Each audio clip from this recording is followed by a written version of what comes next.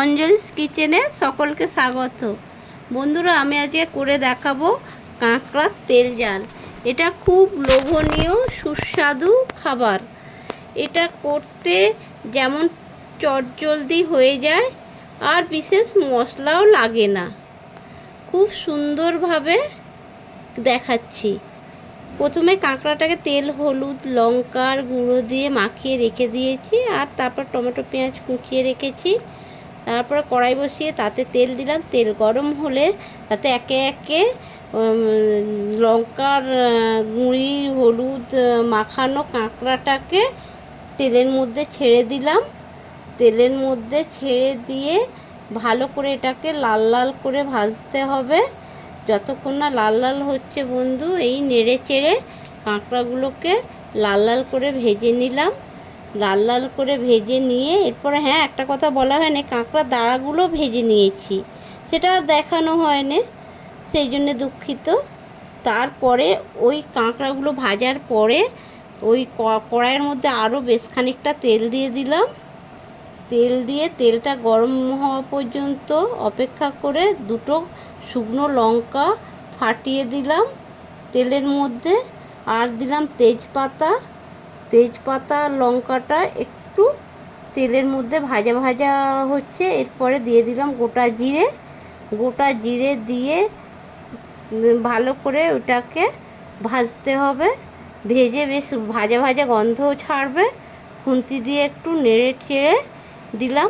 এরপরে একে একে দিয়ে দিতে হবে পেঁয়াজের পেঁয়াজ কুচিটা এই গরম তেলে ভালো করে দিয়ে দিতে হবে। পেঁয়াজের কুচি দিয়ে তারপরে নাড়াচাড়া করে দিতে হবে। একটু নাড়াচাড়া করে দিয়ে এইবারে ওর মধ্যে কুচনো টমেটো দিয়ে দিলাম। কুচানো টমেটোটা দিয়ে আবার সেই নাড়াচাড়া করতে হবে, যাতে করে পেঁয়াজের মধ্যে টমেটোর কুচিটা ভালোভাবে মিশে যায়। এরপর বন্ধুরা পরিমাণ মতো লবণ দিলাম। পরিমাণ মতো লবণ দিয়ে আবার একটু নাড়াচাড়া করলাম, যাতে টমেটো পেঁয়াজের সাথে লবণটা ভালোভাবে মিশে যায়। এরপরে হলুদের গুঁড়ো দিয়ে দিলাম।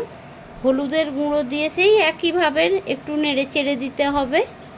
নেড়ে চেড়ে দিয়ে একটু ভাজা ভাজা হবে। তারপরে দিয়ে দিলাম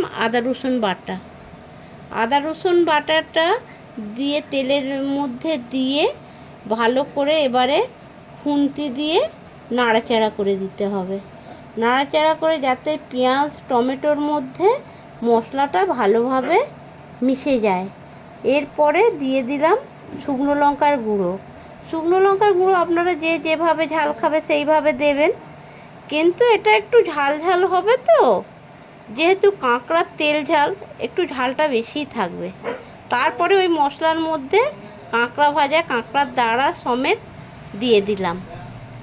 দিয়ে এইবারে খুন্তি দিয়ে নাড়াচাড়া করতে হবে, যাতে ওই মশলার সাথে ওই কাঁকড়ার দাঁড়াগুলো ভালো করে মশলাটা ঢোকে, সেই জন্য ভালো করে কষাতে হবে। এইটা বন্ধুরা মাংসর মতো করে কষাতে হবে, তাহলে খেতে খুব সুস্বাদু হয়। যত কষাবেন তত সুস্বাদু হবে। এইভাবে লাল লাল করে ভাজা হয়ে গেল মশলার সাথে কাঁকড়াটা। এরপরে দিয়ে দিলাম পরিমাণ মতো জল না দিলে বন্ধুরা কাঁকড়াটা আবার সুসিদ্ধ হবে না, জলটা একটু দিতে হবে বেশি। তারপরে দিয়ে ভালো করে খুন্তি দিয়ে নেড়ে চেড়ে দিলাম। এইভাবে নাড়তে নাড়তে আমার মোটামুটি শেষের দিকে হয়ে আসছে। এবার গরম মশলা ছিটিয়ে দিয়ে এইবারে খুন্তি দিয়ে ভালো করে নেড়ে চেড়ে গরম মশলাটা যাতে ওই গ্রেভির সাথে মিশে যায়, সেইটা ভালোভাবে নেড়ে একটু ঠিকঠাক করে দিলাম। এবারে আমার নামানোর পালা। প্লেটে সাজিয়ে নিলাম। আমার কাঁকড়ার তেল ঝাল রেডি বন্ধুরা। টাটা।